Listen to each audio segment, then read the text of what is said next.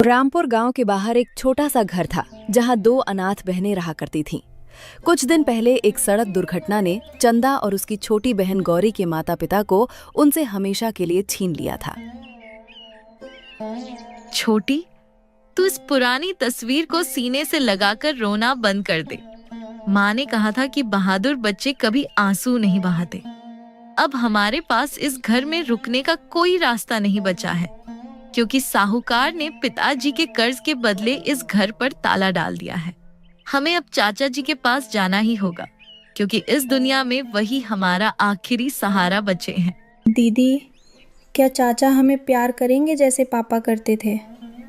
मुझे उस बड़े घर में जाने से डर लग रहा है, क्योंकि जब पिछली बार हम वहाँ गए थे तो चाची ने मुझे रसोई में घुसने पर बहुत डांटा था।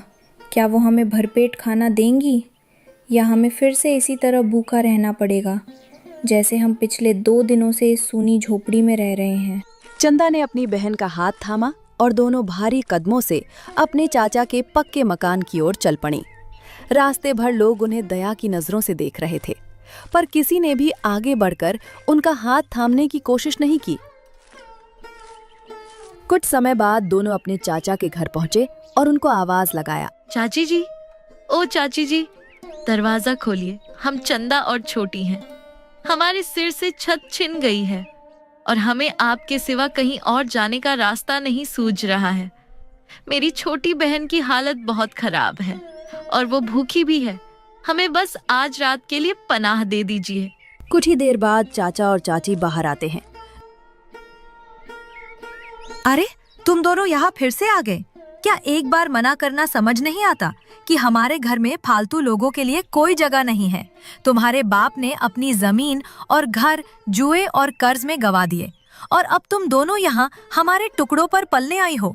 जाओ, किसी अनाथालय का रास्ता पकड़ो, वरना मैं अभी गांव के चौकीदार को बुलाती हूँ। चाची की कड़वी बातें चंदा के कानों में पिघले हुए शीशे की तरह उतर रही थीं, पर वो हार मानने को तैयार नहीं थी।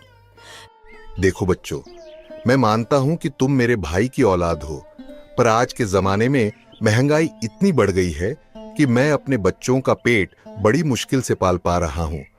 अगर मैंने तुम दोनों की जिम्मेदारी ले ली तो मेरे अपने बच्चे भूखे मर जाएंगे। बेहतर यही होगा